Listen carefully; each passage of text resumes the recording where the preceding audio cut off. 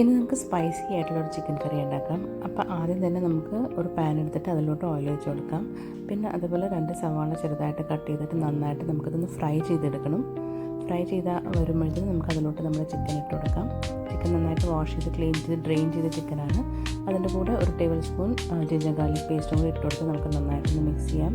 പിന്നെ നമ്മൾ കുറച്ച് എരിവിന് ആവശ്യത്തിന് കൂടുതൽ മുളക് പൊടി, കുറച്ച് ക്യുമിൻ പൗഡർ ഇതെല്ലാം കൂടി ഇട്ട് കൊടുക്കാം. കുറച്ച് മഞ്ഞൾപ്പൊടി എല്ലാം കൂടി ഇട്ട് കൊടുത്ത് നമുക്ക് നന്നായിട്ട് മിക്സ് ചെയ്യാം. ഞാൻ റെഡിമെയ്ഡ് ടൊമാറ്റോ പ്യൂരിയാണ് എടുക്കുന്നത്, അതും കൂടി ഇട്ട് കൊടുത്തിട്ടുണ്ട്. നമുക്ക് നന്നായിട്ട് ഒന്നും കൂടി മിക്സ് ചെയ്ത് കൊടുക്കാം.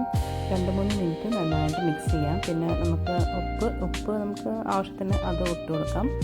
പിന്നെ ഏകദേശം ഒരു കപ്പ് ഫ്രഷ് ക്രീമും തൈരും കൂടിയാണ് ഞാൻ എടുത്തിരിക്കുന്നത്, അതും കൂടി ഇട്ട് കൊടുത്ത് നമുക്ക് നന്നായിട്ടൊന്ന് മിക്സ് ചെയ്യാം. കുറച്ച് ഗരം മസാല, പിന്നെ നമുക്ക് ഗ്രേവിക്ക് ആവശ്യത്തിന് കുറച്ച് ചൂട് വെള്ളം ഒഴിച്ച് കൊടുത്തിട്ട് ഇതൊരു 10 മിനിറ്റ് ചിക്കൻ വേവിക്കണ വരെ നമുക്കിതൊന്ന് മൂടി വെച്ചൊന്ന് വേവിക്കാം. ചിക്കൻ വെന്തതിന് ശേഷം നമുക്ക് കസൂരി മേത്തിയും കൊറിയൻഡർ ലീവ്സും കൂടി ഇട്ടിട്ട് നമുക്കിത് സെർവ് ചെയ്യാം. ഇത് നല്ല ടേസ്റ്റി ആയിട്ടുള്ള ചിക്കൻ കറിയാണ്. അപ്പോൾ എൻജോയ്. Thank you.